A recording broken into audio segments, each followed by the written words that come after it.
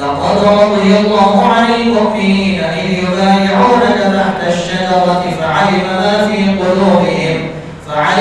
في قلوبهم فأنزل السكينة عليهم وأثابهم فتحا قريبا ومغانم كثيرة يأخذونها وكان الله عزيزا حكيما.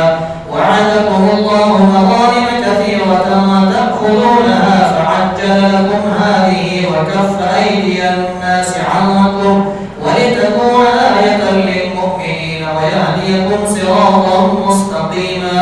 وأخرى لم تقدروا عليها قد أحاط الله بها وكان الله على كل شيء قديرا. ولو قاتلكم الذين كفروا لولوا الأدبار ثم لا يجدون وليا ولا نصيرا. سنة الله التي قد خلت من قبل ولن تجد لسنة الله تبديلا. وهو الذي كف أيديهم عنكم وأيديكم عنهم ببطن مكة من بعد أن أظفركم عليهم وكان الله بما تعملون بصيرا.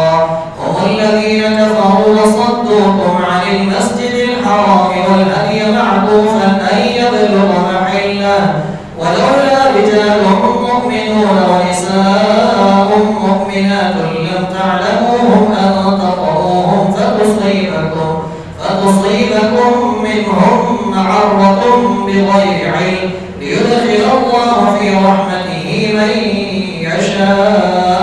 لو تزيلوا لعذبنا الذين كفروا منهم عذابا أليما.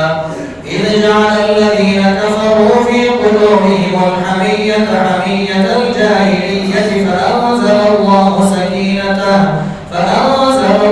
سكينته على رسوله وعلى المؤمنين وألزمهم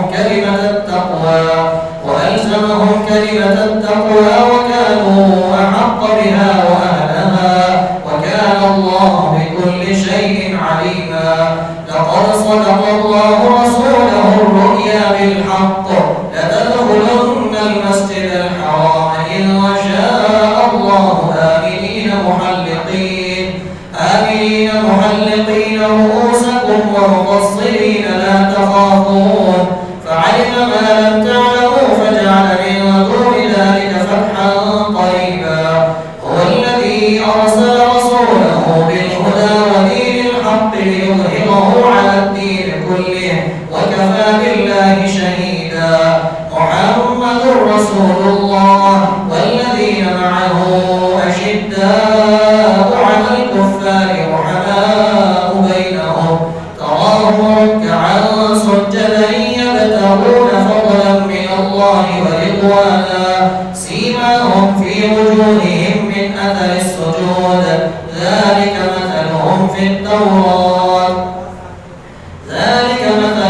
التوراة ومثلهم في الإنجيل كزرع أخرج شطأه فآزره فاستغلظ فاستوى على سوقه